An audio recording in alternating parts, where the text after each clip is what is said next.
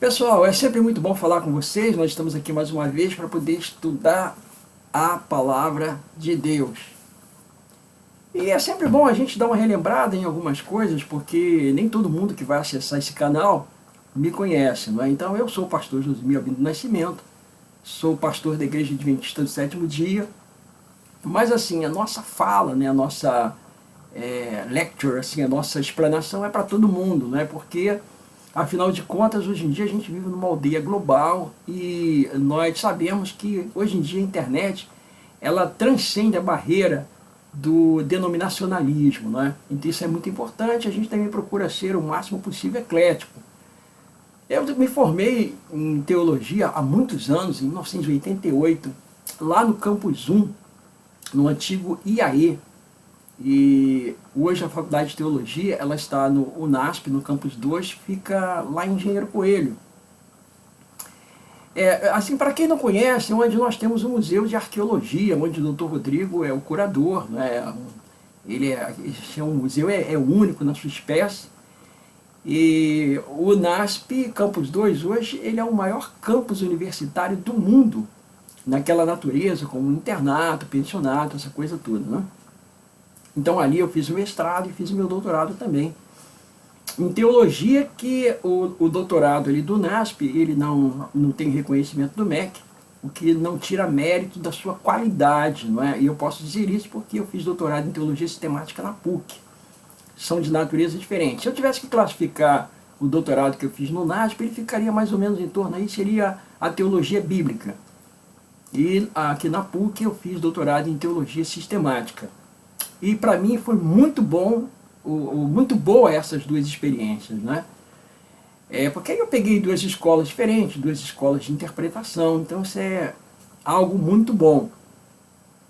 Bom, nós da semana passada, aqueles que não estudaram semana passada, podem ver aí no meu canal, que é interessante o assunto, nós estudamos uma profecia, a profecia de Daniel, capítulo 8, versículo 14, até 2.300 tardes e manhãs e o santuário será purificado.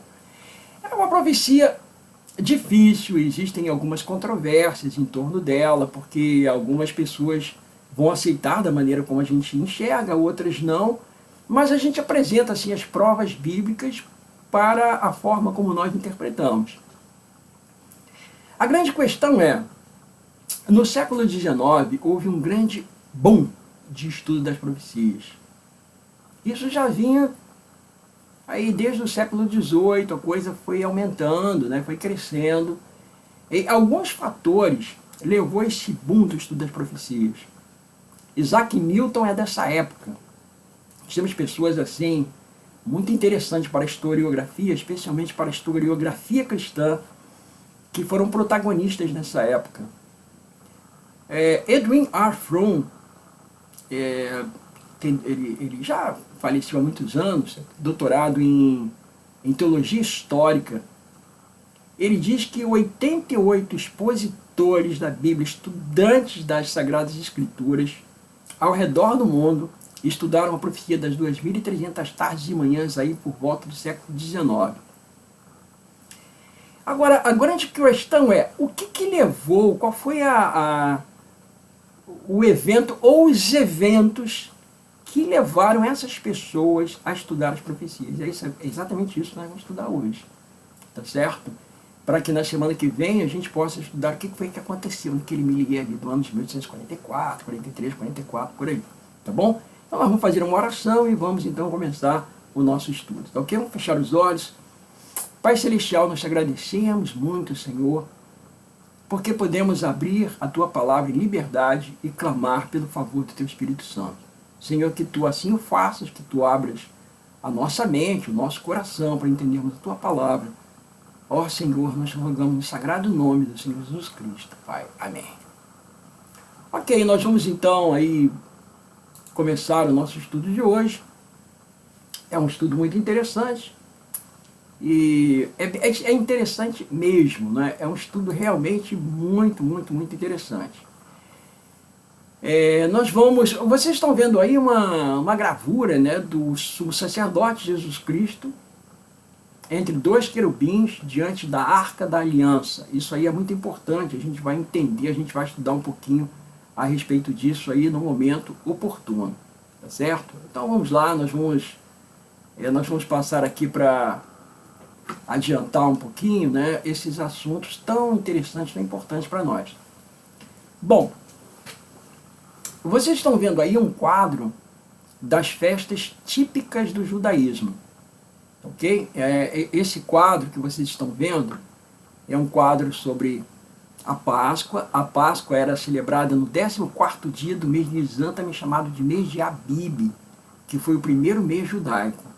No 15º dia começava a festa dos pães asmos, ou pães sem fermento. Por quê? Porque durante o período da Páscoa não podia ter pão fermentado na casa dos hebreus. Eles tinham que tirar todo o fermento para poder celebrar a Páscoa. Então era a importância do significado da Páscoa. Por quê? Porque o fermento ele representa pecado. Então não podia ter a presença do pecado, a presença de fermento ali na celebração da Páscoa. Porque o apóstolo Paulo diz na primeira carta que ele escreveu aos Coríntios, 1 Coríntios capítulo 5, versículo 7, que Jesus Cristo é a nossa Páscoa, nosso Cordeiro Pascual foi imolado. E ali mesmo no verso 7 ele diz, lançai fora o velho fermento, como sois de fato nova massa, assim como Cristo, nosso Cordeiro Pascual, foi imolado. Então vocês vejam, o Senhor Jesus Cristo, ele é a nossa Páscoa e ele também é o nosso pão sem fermento. E ele mesmo falou isso lá em João no capítulo 6, ele disse, eu sou o pão vivo que desceu do céu. Né? Então nós estamos vendo aqui, né, a Jesus Cristo sendo representado aqui por essas duas figuras. Né? Ele é a Páscoa, ele é o Cordeiro Pascual e ele também é o pão asmo. Então a Páscoa acontecia no 14º dia de Nisan, o pão asmo era comemorado a partir do 15º dia. Então, ok? No 16º dia do mês de Nisan, acontecia algo assim bem importante também para a gente conhecer. Ou seja, os sacerdotes, eles apresentavam molhos com os primeiros frutos da terra. Os levitas saíam, eles iam ali para, digamos assim, para as residências ou para as propriedades das outras tribos de Israel, e ali eles colhiam os melhores frutos dos cereais, né? Os melhores dos cereais, os melhores frutos, e levavam para o santuário de madrugadinha. Então o sacerdote oferecia esses melhores frutos para Deus. Era uma forma de dizer o seguinte, Senhor, era como se ele estivesse dizendo assim, Senhor, nós jogamos a semente na terra, nós plantamos, nós fizemos muito pouco. Essa semente teve que morrer, evidentemente. A semente estava morta ali, mas tu fizeste com que ela brotasse. E por causa disso nós temos o cereal e nós temos também o fruto. Então, Senhor, nós estamos te agradecendo pela bênção de termos esse cereal e termos esse fruto. Então era isso que significava então aí as primícias. Ok? Jesus, ele foi sacrificado como nossa Páscoa, ele foi o nosso pão asmo e ele também foi a primícia dos que dormem. Interessante isso, né? Por quê? Porque lá, ainda na primeira carta de Paulo aos Coríntios, capítulo 15, versículo 20, ele diz que Cristo, que Cristo é as primícias dos que dormem. Vamos pegar aqui nas Sagradas Escrituras, já para a gente poder fazer essa leitura. Ele diz assim, em 1 Coríntios, capítulo 15, versículo 20, olha, quando a gente começa a estudar assim, as relações, né, do Antigo Testamento com o Novo Testamento, a gente aprende muita coisa. 1 Coríntios capítulo 15, verso 20. Mas de fato Cristo ressuscitou dentre os mortos, sendo ele a primícia dos que dormem. Olha, sendo ele as primícias dos que dormem. Mas de fato Cristo ressuscitou dentre os mortos, sendo ele as primícias dos que dormem. Assim, nós observamos exatamente isso. Olha, Jesus Cristo, ele é a nossa Páscoa, ele é o nosso pão asmo e ele também é nossas primícias. Ele ressuscitou exatamente no 16º dia do mês de Nisan, como nós observamos aqui. Tá certo? No 16º dia ele ressuscitou. Tá ok? Então o Senhor Jesus Cristo morreu na sexta-feira, como nosso Cordeiro Pascual, ficou repousando no sábado, com o nosso pão asmo, e bem cedo, no primeiro dia da semana, ele ressuscitou com as primícias dos que dormem. Fantástico isso, não é? Se você quiser observar e ler com mais calma, você vai em Levítico no capítulo 23, tá bom? Eu recomendo a você que você abra sua Bíblia em Levítico no capítulo 23, e você leia todo o capítulo, Levítico capítulo 23. Ali você vai ter a exposição dessas sete festividades que eram típicas, que eram festividades tipológicas, para que você possa compreender todo esse projeto, todo esse plano de Deus, tá? É muito importante que você faça isso, tá bom? Então você faça isso. Assim, se você perceber, você dá uma checada lá em Levítico 23, ali por volta do versículo 17, ele está dizendo que eles deveriam contar, acho que é o verso 15, Levítico 23, de 15 a 17. Vamos abrir aqui para a gente poder dar uma conferida. Levítico 23, de 15 a 17, isso mesmo, a partir do verso 15 diz assim: contareis para vós outros, desde o dia imediato ao sábado, quer dizer, desde o dia imediato ao pão asmo, desde o dia em que, aliás, desde o dia imediato às primícias, desculpa, que é o 16º dia do mês de Nisan, desde o dia em que trouxerdes o molho da oferta movida, 7 semanas inteiras serão. Até o dia imediato ao 7º sábado, contareis 50 dias, então trareis nova oferta de manjares ao Senhor. Então, ou seja, depois das primícias, que aconteciam no 16º dia do mês de Nisan, eles contavam 50 dias. Aí eles deveriam trazer nova oferta ao Senhor. Aí o verso 17 diz assim: das vossas moradas trareis 2 pães para serem movidos. De 2 dízimas de um efa de farinha serão levedados, ou seja, fermentados, se cozerão. São primícias ao Senhor. Aí você vai perguntar, mas espera aí. Ali na Páscoa não podia ter a presença do fermento, mas aqui pode. Notem que aqui nós estamos a mais ou menos vários dias, né, de distância. A Páscoa, ela acontece ali, olha. Páscoa, pão asmo, primícia. Agora, conta 50 dias, aí os pães que são apresentados agora são com fermento. Por quê? Por qual razão? Tá, vamos voltar aqui para o nosso gráfico que a gente vai entender isso. Então vejam. Aqui na Páscoa, no pão asmo, nas primícias, não podia ter a presença de fermento, porque Jesus está diretamente implicado aqui, você tem o sacrifício de Jesus, tá? Jesus, ele é sacrificado como a Páscoa, ele fica na sepultura como pão asmo, ele ressuscita como as primícias. 50 dias depois vem a festa do Pentecostes. Aqui podia ter 2 pães com fermento. Por qual razão? Bom, se você der uma checadinha, se você der uma olhada, aqui em Atos, no capítulo 1, versículo 3, você vai observar que o Senhor Jesus ele ficou 40 dias depois da sua ressurreição. Ele ressuscitou no 16º dia de Nisan. Ele ficou 40 dias com os discípulos. Quanto tempo faltava para o Pentecostes? 10 dias. 40 mais 10, 50.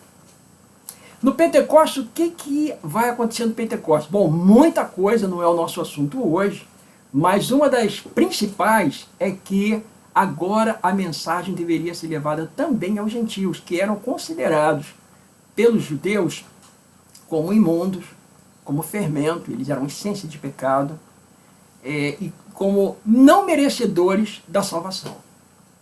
Agora, esses 2 pães com fermento, eles representam exatamente isso, a pregação aos gentios, que o evangelho agora vai ser levado ao mundo inteiro. Isso é lindo, isso é uma coisa assim maravilhosa, fantástica, né, quando a gente entende. Então vejam aqui nesse ponto nós temos toda a primeira parte, digamos assim, do ministério de Jesus Cristo expresso aqui, tá certo? Então aqui na Páscoa você tem a cruz, aqui no pão asmo você tem Cristo na sepultura, depois aqui no 16º de Nisan, nas primícias, você tem a ressurreição de Jesus Cristo, e aqui no Pentecostes, que é a festa das semanas, que acontecia no 6º dia do mês de Sivan, você tem então aí o derramamento do Espírito Santo. Tá ok? Lindo isso, né? Muito, muito, muito interessante, né? Muito interessante. Bom, agora nós vamos observar o seguinte, que entre as festas de primavera e as festas de outono havia um período, um espaço de tempo, não é? Então você vai sair do mês de Sivan, que era o terceiro mês judaico, você vai para o mês de Tisri, que é o sétimo mês judaico. Então nós temos aí uma diferença de meses, né? Uns 3 meses de diferença, mais ou menos. Tá ok? Agora, isso para a história mundial, já que nós estamos falando de tipo e antítipo, isso é um tempo bastante considerável. Tá certo? Então vamos lá. O que os hebreus comemoravam no primeiro dia do mês de Tisri? Se você for lá, por exemplo, Levítico 23, você vai ter a explicação. Era uma festividade chamada trombetas. Os sacerdotes saíam num acampamento tocando trombeta no primeiro dia do sétimo mês, que era chamado mês de Tisri. Eles tocavam trombeta. Mas por que eles tocavam trombeta, né? Aí você vai perguntar, por que eles tocavam essas trombetas? Qual a razão deles tocarem essa trombeta? Bom, eles faziam isso, eles tocavam as trombetas para poder anunciar o Yom Kippur, ou dia da expiação, que deveria acontecer 10 dias depois. Ok?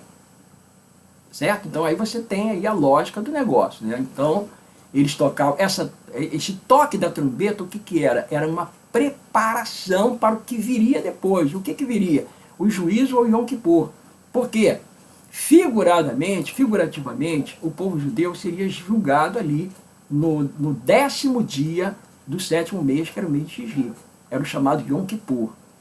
Se você pegar, por exemplo, Levítico 23, 32, está escrito que eles deveriam afligir a alma, ou seja, eles deveriam jejuar. Eles ficavam em contrição, eles ficavam respeitosamente ali do lado de fora, no pátio, orando. Por quê? Porque era um processo de perdão. Mas eles podiam não ser perdoados, dependendo da ofensa. Mas eles então ficavam ali em profunda contrição nesse dia. Então aqui nós vamos entender agora, tá certo? Então você tem aqui, o primeiro dia é para anunciar que daí a 10 dias vai acontecer o dia da expiação. Quando o sumo sacerdote saía do santuário, eu estou falando aqui do santuário terrestre, ele então erguia a mão sobre o povo e dizia que o povo deveria sair fora, ou seja, o povo deveria agora sair perdoado. Por quê? Porque foi dado perdão. Então o Yom Kippur era chamado também de dia do perdão, e eles agora ficavam felizes, ficavam alegres. E daí a 5 dias acontecia uma outra festa, que era o Sukkot, ou Festa dos Tabernáculos, não é? Que era comemorada no 15º dia do mês de Tisri. E aí eles não deveriam mais ter tristeza nenhuma. Era a alegria do pecado perdoado. Agora eles deveriam estender as mãos e assim, balançar os ramos de palmeiras, né, para expressar a sua alegria. Era a festa da alegria. Ok? Então aí eles encerravam essas festividades. Então, nós vamos observar que isso aqui também tem um significado, tá? Mas a gente vai passar esse significado aqui para vocês, assim, paulatinamente, devagarzinho, para a gente não ter problema, tá certo? Para a gente poder ir compreendendo tudo direitinho. Depois a gente vai voltar nesse quadro aqui de baixo, tá? A gente vai voltar nele, tá bom? Então vamos lá, vamos continuar aqui para a gente poder fazer a coisa aqui de maneira que fique bem compreensível, ok? Muito bem. Eu coloquei um texto aí para você poder, você vai lendo aí, né? Depois você vai gravar, você pode ler esse material, tá bom? Bom, as festividades que aconteceram na primavera, né? Argumentos aduzidos dos símbolos do Antigo Testamento apontavam também para o outono como o tempo em que deveriam ocorrer acontecimentos representados pela purificação do santuário, ou seja, se as festas da primavera se cumpriram, as festas outonais também vão se cumprir. Ou seja, se todas aquelas festividades se cumpriram na primeira parte do ministério de Cristo, então esse segundo bloco de festividades também deve acontecer no ministério de Jesus, só que agora Jesus lá no céu, lá no santuário celestial. Tá certo? E é exatamente isso que nós vamos observar agora. Tá certo? Nós estamos trabalhando aqui com tipos e antítipos. Tá ok? Então vejam aqui. Eu ainda não vou mexer com essa segunda parte aqui. Vamos falar sobre o toque das trombetas, certo? Que lá no Antigo Israel acontecia no primeiro dia do 10º mês do 7º mês, primeiro dia do 7º mês judaico, que é o mês de Tishri. Acontecia esse toque da trombeta. O que esse toque da trombeta, ele representa no antítipo, ou seja, lá, ali, quando nós falamos em termos de Israel, nós estamos falando em termos de protótipo, tá certo? Só em termos de protótipo. Agora, o que na realidade agora, no antítipo, o que vai significar esse toque da trombeta? Onde é que ele vai acontecer? Como é que vai ser isso, tá certo? É o que nós vamos agora começar a analisar, tá certo? Nós vamos observar isso. Eu quero que você pode abrir a sua Bíblia, se você quiser acompanhar. Caso você não queira, eu já coloquei o texto aí para o seu conforto, né? Para você também ter aí registrado Joel capítulo 2, 28 a 31. Esse texto é muito importante, porque ele é um texto do Antigo Testamento que anuncia o derramamento do Espírito Santo. Mas tem algumas nuances aí que eu quero passar com vocês, certo? E acontecerá depois que derramarei o meu Espírito sobre toda a carne. Vossos filhos e vossas filhas profetizarão, vossos velhos sonharão, vossos jovens terão visões. Até sobre os servos e sobre as servas derramarei o meu Espírito naqueles dias. Derramarei prodígios no céu e na terra, sangue, fogo e colunas de fumaça. O sol se converterá em trevas e a lua em sangue, antes que venha o grande e terrível dia do Senhor. Eu quero que você note aqui uma coisa, tá? Quantos sinais sobrenaturais estão sendo anunciados aqui, além do derramamento do Espírito Santo sobre os moços, os velhos, os mancebos, enfim. Ele está escrito aqui, olha, mostrarei prodígios no céu e na terra, sangue, fogo e colunas de fumaça. Agora, olha aqui os fenômenos também, né? O sol se converterá em trevas e a lua em sangue, antes que venha o grande e terrível dia do Senhor. Então você tem aqui dois astros que serão tocados. O sol se converterá em trevas e a lua em sangue. Então você tem aqui o sol e a lua, né? Esses dois objetos, eles são tocados aqui, tá? Vamos, portanto, continuar, tá certo? Agora Mateus 24, aqui discurso profético de Jesus, Mateus 24, 21 e 22, o Senhor Jesus diz assim, porque nesse tempo se levantará grande tribulação, como desde o princípio do mundo até agora não tem havido e nem haverá jamais.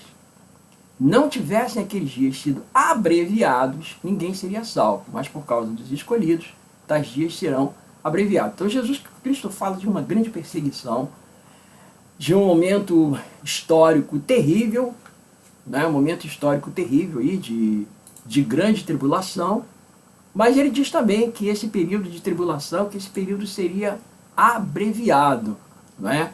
Porque se não fosse abreviado, então não sobraria nada, não sobraria ninguém. Tá bom? Então isso aí é importante a gente salientar. Tá ok? Bom, a tribulação, como nós estudamos, você pode olhar aí num dos meus vídeos, que eu venho apresentando essa questão.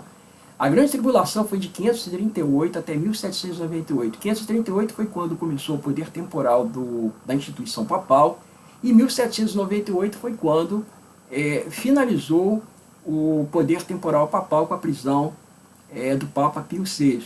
Ok?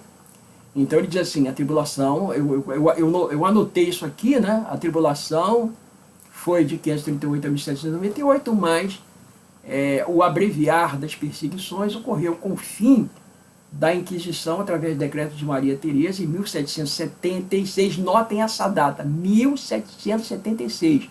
E a promulgação do Edito de Tolerância do Imperador José II em 22 de junho de 1781. Ok? É importante a gente notar assim. Vamos passar para outro texto agora, que é Mateus 24, do verso 29 até o verso 30. Logo em seguida, a tribulação daqueles dias, notem que, vejam que ele fala que a tribulação seria abreviada, né? Aí ele diz assim, logo em seguida da tribulação daqueles dias, o sol escurecerá. Olha, deixa eu voltar um pouquinho aqui. Quando foi que terminou aqui essa tribulação? Quando foi que foi dado cabo dela? 1776, eu falei para dar uma checada nessa data, né? Aí Jesus diz assim, logo em seguida da tribulação daqueles dias, o sol escurecerá, a lua não dará sua claridade, as estrelas cairão do firmamento, e os poderes dos céus serão abalados. Então aparecerá no céu o sinal do Filho do Homem, que nós estamos aguardando, né? Todos os povos da terra se lamentarão e verão o Filho do Homem vindo sobre as nuvens dos céus, com poder e muita glória. Tá ok? Importante a gente analisar isso, tá certo? Agora aqui eu queria mostrar para vocês uma outra coisa que é importante também. Aqui ele fala aqui, olha, o sol escurecerá, a lua não dará claridade. Esses sinais aqui aparecem em Joel. Só que lá em Joel não aparece esse outro aqui, ó, e as estrelas cairão do firmamento. Isso aqui não aparece em Joel. Em Joel só aparece o sol e a lua. Aqui aparece também, e as estrelas cairão do firmamento. Então em Joel você tem 2 astros, tá certo? E aqui aparecem 3 categorias de astros. Você tem o sol, a lua e as estrelas. Tá? Essas coisas são importantes. Tá bom? Sendo que agora, quando você vai lá para os selos, em Apocalipse 6, de 12 a 14, vai aparecer também um outro elemento. Ok? Olha aqui, olha. Vi quando o Cordeiro abriu o 6º selo e sobreveio grande terremoto, não aparece nem em Joel nem em Mateus. Aí agora ele segue, o sol se tornou negro como saco de crina, a lua toda como sangue, Joel fala isso, né? As estrelas do céu caíram, Mateus fala isso, pela terra. Como a figueira, quando abalada por vento forte, deixa cair os seus figos verdes, e o céu recolheu-se como um pergaminho quando se enrola. Então todos os montes e ilhas foram movidos do seu lugar.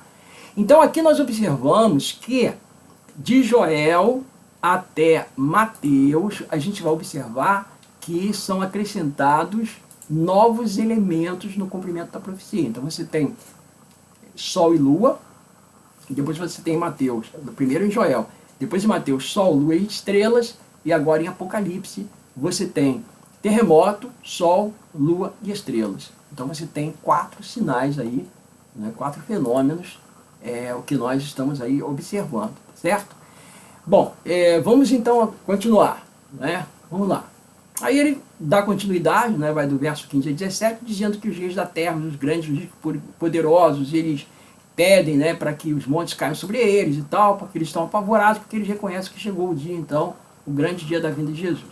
Bom, aqui nós estamos, então, isso tudo aí, ele é, na verdade, o antítipo do toque da trombeta, anunciando que o juízo vai chegar, vocês estão entendendo?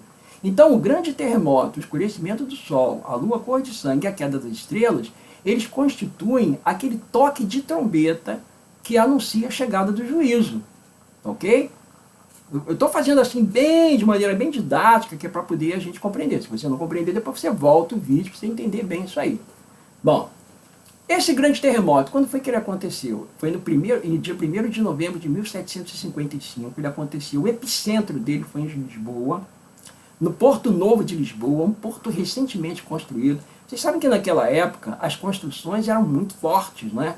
Eram feitas de pedra, a coisa era forte, os castelos, tudo era muito forte. Não era como hoje, né? Era tudo muito forte. Mas esse terremoto, ele arrasou, destruiu o Porto de Lisboa. E hoje as pesquisas indicam que esse terremoto ele foi sentido praticamente em quase toda parte do mundo, inclusive aqui no próprio Brasil. Tá? Há relatos indicando isso. Tá certo? Bom, isso foi quando? 1755. Alguns anos depois, em 1780, no dia 19 de maio de 1780, aconteceu o chamado Dia Escuro. E toda a América do Norte, onde estava concentrada a maior parte do povo de Deus, recebeu essa escuridão com muita intensidade. Não era possível enxergar um palmo diante do nariz. Né? Era por volta assim, de 10 horas da manhã, quando as galinhas foram para o puleiro, as vacas foram para o curral e as pessoas pensavam que era o fim do mundo. Né? Uma coisa assim realmente inexplicável. Né? Para a época, e até hoje não se sabe exatamente qual a origem desse fenômeno. Alguns anos mais tarde, no ano de 1833, 13 de novembro de 1833, era uma madrugada, entre meia-noite e 1h da manhã, e bilhões de corpos celestes foram lançados pela Terra, todos luminosos. E isso foi até altas horas da madrugada, e as pessoas pensaram que era o fim do mundo. Vocês teriam uma ideia que os relatos da época indicam que era possível ler uma Bíblia com esse tamanhozinho de letra bem pequenininha, aquela letra pequena, era possível ler, porque a madrugada ficou tão clara como se fosse dia claro mesmo, como se fosse manhã. Foi um fenômeno assim tremendo, e as pessoas saíam apavoradas pelas ruas, né, pensando que era o fim do mundo, uma coisa tremenda. Mas tudo isso o que era? Eram as trombetas, era um anúncio da chegada do juízo, ok? Bom, era o anúncio da chegada do juízo, ou seja, do segundo advento de Cristo.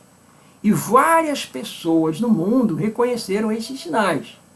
No ano de 1833, um pregador norte-americano, que era batista, chamado William Miller, ele começou a pregar acerca da vinda do juízo, que ele achava que era a vinda de Jesus a este mundo. Na realidade, o texto de Daniel não fala isso, mas ele interpretou isso porque essa era a crença dos evangélicos naquela época. Eles acreditavam que a terra seria purificada com fogo, que a terra era o santuário que seria purificada com fogo, então ele acreditou que no final da profecia das 2.300 tardes e manhãs, Jesus Cristo viria à terra.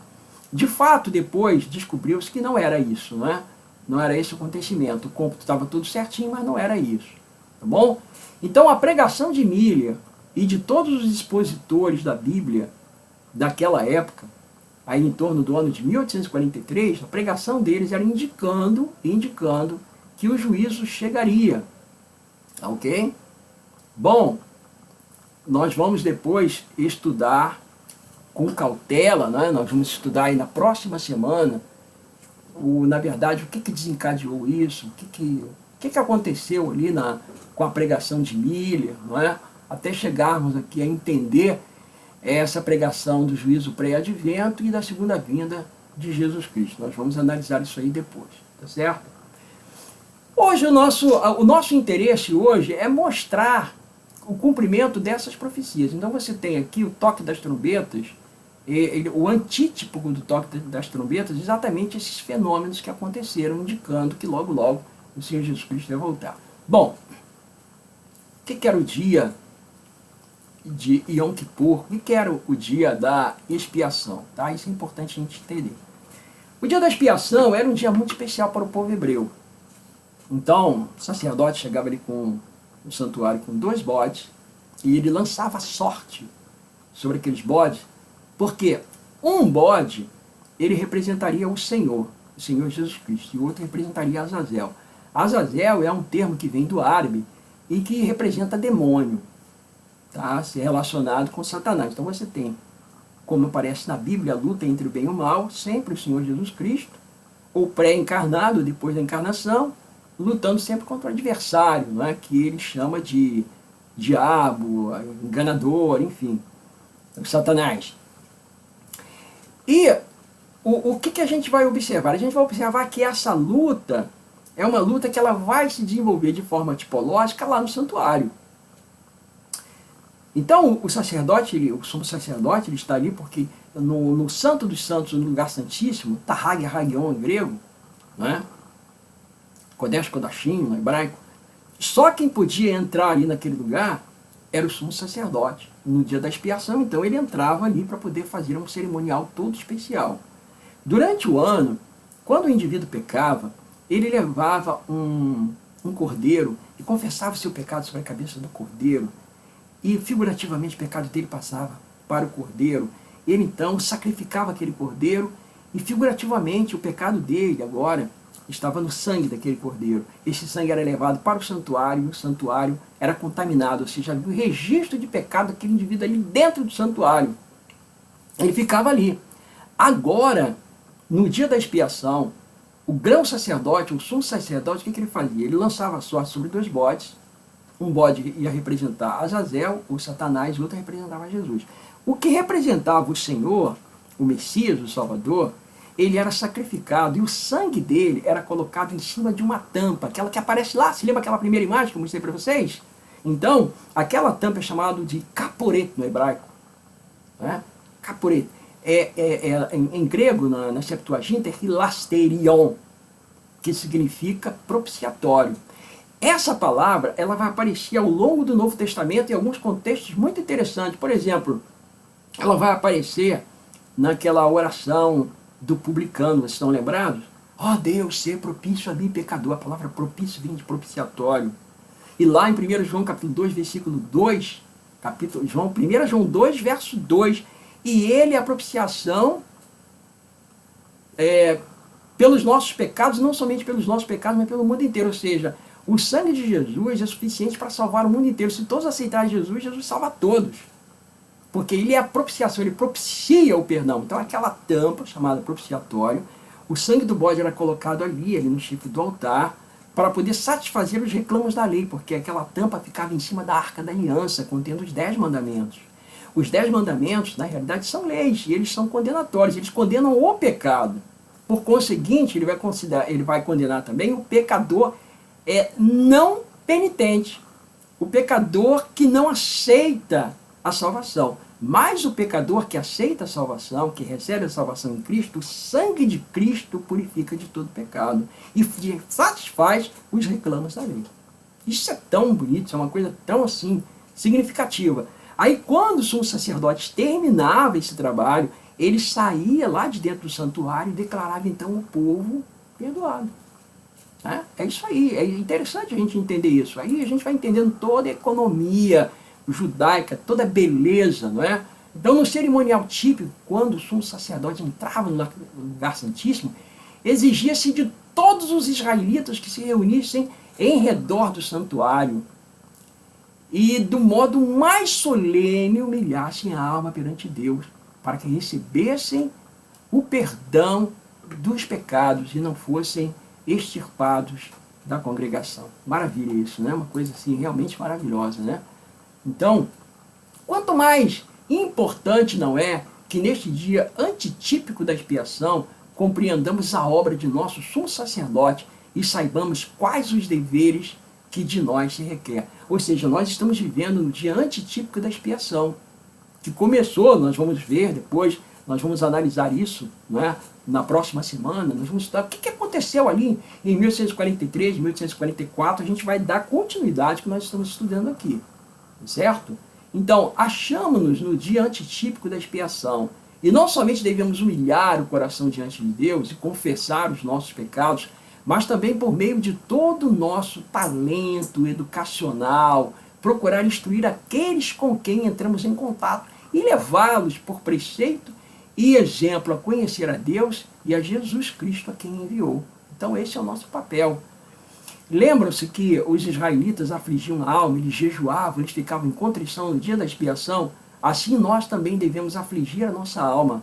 Nós devemos ficar em contrição. Se há um tempo em que nós deveríamos ficar em contrição, esse tempo é agora. Agora é o tempo de buscarmos a presença do Espírito Santo.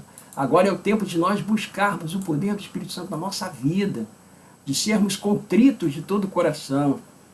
Esse é momento de jejum, momento de oração, momento de mudança de vida. Ok? Bom, se você não tem familiaridade com esse assunto, você está perguntando, mas o que foi que aconteceu, então, depois de todo esse, de todos esses sinais e tal? A gente vai continuar estudando isso, a gente vai chegar lá, nós vamos entender isso aí, tá certo? Então, é importante nós entendermos o seguinte, por que o juízo? Será que Deus precisa fazer uma investigação? Deus não precisa. Mas Deus precisa dar uma satisfação ao universo inteiro, aos anjos e aos homens e a todos os seres criados, com relação à sua justiça. Por isso ele abriu um processo. Ele abre um processo para que todos vejam que ele é justo. E sempre aconteceu no mundo duas categorias, duas classes de pessoas. Eu até diria duas classes de crentes até. Vamos até incluir os ímpios, né? Você está vendo aí uma imagem daquelas virgens, das 10 virgens. 5 tinham o óleo, tinham o Espírito Santo, eles estavam ali com as botijas cheias, e as outras 5 não. E então, esse juízo, ele vai demonstrar na realidade quem é de fato consagrado, quem é sincero e quem não é. Tá certo? Então, o nosso Salvador, ele ensina o caráter permissivo do pecado. Ele mostra que o pecado, quando a gente analisa, por exemplo, toda a estrutura do santuário, quando a gente estuda, por exemplo, todo aquele ritual do sacrifício, a gente entende o quanto o pecado é horrendo para Deus, que requeria, de fato, a morte do animal, que era um tipo de nosso Senhor e Salvador Jesus Cristo. Então, na Epístola aos Hebreus se salienta a inteireza de propósito que deve caracterizar a carreira do cristão para a vida eterna. O apóstolo diz assim: deixemos todo o embaraço e o pecado que tão de perto nos rodeia e corramos com paciência a carreira que nos está proposta, olhando para Jesus, autor e consumador da nossa fé. Portanto, inveja, malícia, ruins suspeitas, maledicência, cobiça, são embaraço que o cristão deve pôr de lado se quiser correr com êxito a carreira para a imortalidade. Cada hábito ou prática que conduz ao pecado e leva à desonra de Cristo precisa ser posto de lado, seja qual for o sacrifício. A bênção do céu não pode acompanhar qualquer homem em violação dos eternos princípios de justiça. Vejam, está escrito no livro Atos dos Apóstolos, página 312, um pecado acariciado é bastante para promover a degradação do caráter e desviar a outros. Então, neste tempo antitípico da expiação, nós estamos sendo provados, nós estamos sendo julgados. Mas você pergunta: pastor Josimir, o que aconteceu? Bom, várias pessoas, a principal delas, a que foi mais fundo no estudo, chamado William Miller, esse homem, analisando esses sinais, ele descobriu que nós estamos vivendo no período antitípico. Não é? Ele descobriu isso. Ele falou: nós estamos vivendo no período que precede o juízo, logo vai chegar o juízo, que para ele achava que seria a vinda de Jesus. O que de fato aconteceu no final dos 2.300 anos proféticos de Daniel, capítulo 8, versículo 14? O que aconteceu ali? Então, esse é o tema que nós vamos estudar na semana que vem. Então se preparem, tá? Que nós vamos estudar sobre isso. Hoje, recapitulando, nós estudamos as festividades judaicas, eram tipológicas e se dividiam em duas partes, como nós observamos. Estavam diretamente relacionados ao ritual do santuário, vimos isso também. O santuário terrestre era uma maquete esquemática da salvação em Cristo. A gente vai ver isso melhor na semana que vem. Ele representa a luta entre o bem e o mal e a ação contínua de Cristo em favor do pecador. E, finalmente, com a corroboração de outras porções das Escrituras, tanto as festas típicas quanto o ritual do santuário demonstram por antecipação o desenrolar da história da salvação. Então, assim como se cumpriram aquelas festas tipológicas da primavera, em que o Senhor Jesus Cristo ele foi protagonista, né? Ele foi o Cordeiro Pascual, ele foi também o pão asmo, ele foi a primícia dos que dormem, e depois ele derramou o seu poder no Pentecostes para todos agora, né? Gentios e judeus. Assim também essas outras festividades elas deveriam se cumprir. Nós achamos que essas festividades começaram a se cumprir a partir de 1755, com o terremoto de Lisboa. E elas vão até aquele chuveiro, a chuva, né, de astros, que a Bíblia chama de chuva de estrelas, não é? No ano de 1833. Então, em 1833, a partir dali, nós vamos começar agora a procurar o cumprimento destes sinais, do toque da trombeta, até chegar ao Yom Kippur, que vai acontecer, indicado pela profecia de Daniel 8,14, até 2.300 tardes e manhãs, e o santuário será purificado. Ele usa a linguagem do santuário, ele diz: até 2.300 tardes e manhãs vai acontecer o Yom Kippur, o santuário será purificado. Só que agora é o Yom Kippur do mundo, para o mundo inteiro. Então isso vai acontecer quando? No ano de 1844, segundo indica a profecia, como nós vimos já no tema passado. Nós chegamos até o ano de 1844. Então o que acontece ali? O que aconteceu ali? Como é que foi todo aquele plot? O que houve ali? Então esse vai ser o assunto da nossa próxima semana, tá bom? Eu espero que você tenha gostado dessa explicação, e se você gostou, faça como você tem feito, né? Dá um like, se inscreva no canal, para que toda vez que a gente apresentar um assunto aqui, que você possa receber as mensagens e você possa dar também a sua opinião, né? E falar alguma coisa aí, porque isso é importante pra gente, tá bom? Vamos orar então? Vamos pedir a bênção de Deus? Ó Pai Celeste, Senhor, seja bendito o teu nome. Nós estamos agradecidos pelo esclarecimento da tua palavra, e pedimos, Senhor, que tu derrames o teu Espírito Santo sobre cada um de nós, para que nós possamos entender cada vez mais e nos preparar, Senhor, para aquele grande dia, quando tu hás de voltar e nos buscar, nos tirar desse mundo de trevas e nos levar para o mundo da tua maravilhosa luz. Pai, nós te rogamos tudo isto no sagrado nome maravilhoso de nosso Senhor e Salvador Jesus Cristo, que vive pela eternidade, Senhor. Amém. Pessoal, muito obrigado aí pela participação de vocês. Que Deus abençoe a todos.